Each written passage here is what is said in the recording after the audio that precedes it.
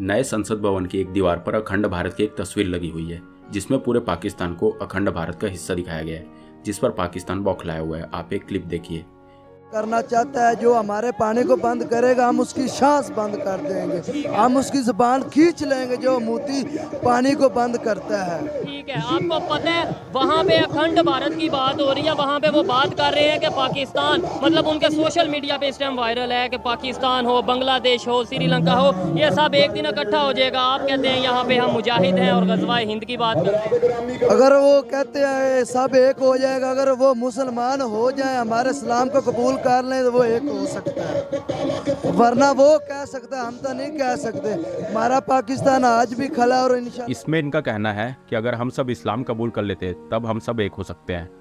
देखिए गाइस, मैं किसी भी धर्म को छोटा या बड़ा नहीं मानता हूँ, मेरे लिए सब एक है। इसे कोई भी हिंदू मुस्लिम मत करना प्लीज़। लगभग 2.5 साल में $2.5 बिलियन खर्च करने के बाद, तमाम विवादों का सामना करने के बाद फाइनली 28 मई को न्यू पार्लियामेंट बिल्डिंग का उद्घाटन किया गया। ये पार्लियामेंट बिल्डिंग सभी आधुनिक सुविधाओं से लैस है। इसमें दीवारों पर बहुत सारी तस्वीरें लगी हुई है, जैसे चाणक्य की मूर्ति, महात्मा गांधी जी के नमक सत्याग्रह की तस्वीरें और अखंड भारत की भी एक तस्वीर लगाई गई है। इस अखंड भारत की तस्वीर में उस समय के भारत को दर्शाया गया है जब ये एक संयुक्त राष्ट्र था, जिसमें पाकिस्तान, अफगानिस्तान, बांग्लादेश और श्रीलंका जैसे देश शामिल थे। जैसा कि आप सभी जानते ही हो कि आज़ादी के बाद सभी देश अलग अलग हो गए थे, लेकिन बाकी किसी भी देश ने कोई भी निगेटिव रिएक्शन नहीं दिया। लेकिन यहाँ पर पाकिस्तान का मानना है कि ये इंडिया की कश्मीर को लेकर कोई नई साजिश है। अभी कुछ दिनों पहले मोदी जी ने ऑस्ट्रेलिया में एक स्पीच दी थी, जिसमें उनके प्रेसिडेंट ने मोदी जी को द बॉस कह के संबोधित किया था। Prime Minister Modi is the boss. और पाकिस्तान में इस तरह की बातें बोली जा रही है। मिस्टर मोदी 2 दिन पहले उन्होंने सिडनी में एक बहुत बड़े इज्तिमा से खिताब किया। वहाँ पे जो ऑस्ट्रेलिया में भारतीय हैं वो वहाँ पे मौजूद है। इस वक्त ऑस्ट्रेलिया में तकरीबन 8 लाख के करीब भारतीय हैं। तो वहाँ उन्होंने तकरीर की, ऑस्ट्रेलिया के प्राइम मिनिस्टर भी वहाँ मौजूद थे। तो बड़ा ज़बरदस्त इज्तिमा था। और जब प्राइम मिनिस्टर मोदी, चूँकि बड़े अच्छे मुक़र्रिर भी हैं और ख़ास तौर पे इतने बड़े बड़े इज्तिमा से खिताब करते हैं, तो वो उनका जो जोश व खरोश होता है उनकी तकरीर में वो साफ दिखाई देता है। लेकिन इस तकरीर में फिर उन्होंने दानिस्ता या गैर दानिस्ता तौर पर अपना जो तासुब है मुसलमानों के ख़िलाफ़ वो फिर सामने आ गया।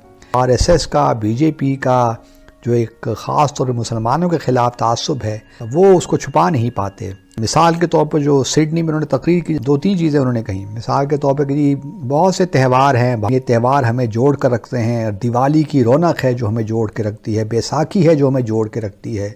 ये लेकिन वो भूल गए कि वहाँ भारत में 200 मिलियन के करीब मुसलमान भी रहते हैं और 2 ईदें भी वहाँ पर होती हैं, लेकिन उसका जिक्र उन्होंने नहीं किया। इसी तरह बड़ी बड़ी ज़ुबानों का नाम ले लिया, हिंदी भी ले लिया, पंजाबी का भी कह दिया, लेकिन उर्दू का जिक्र नहीं किया। उर्दू शायद उनके लिए एग्जिस्ट ही नहीं करती। इसी तरह खानों का जब जिक्र किया तो लखनऊ की बात हुई, चाट का जिक्र हो गया, पानी पूरी का जिक्र हो गया, लेकिन हाँ, लखनऊ में टुंडा कबाब भी बड़े मशहूर हैं और बिरयानी भी बहुत मशहूर है, उसका जिक्र कहीं नहीं है।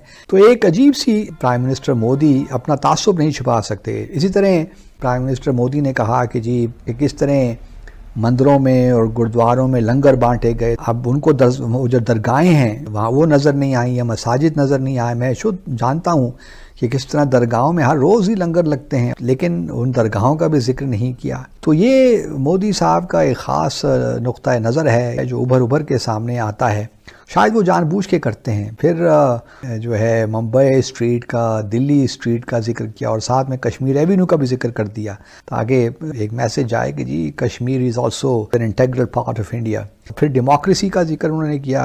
ठीक है, वो कहते हैं कि हम सब दुनिया की सबसे बड़ी डेमोक्रेसी हैं, जमहूरियत है, लेकिन वो जमहूरियत उनकी आगे ख़त्म हो जाती है उस वहाँ पे जहाँ मकबूजा जम्मू और कश्मीर की हदें शुरू होती हैं। डेमोक्रेसी अब क्या रही, वो तो अब इतनी ज़्यादा पोलराइजेशन वहाँ भी हो गई है।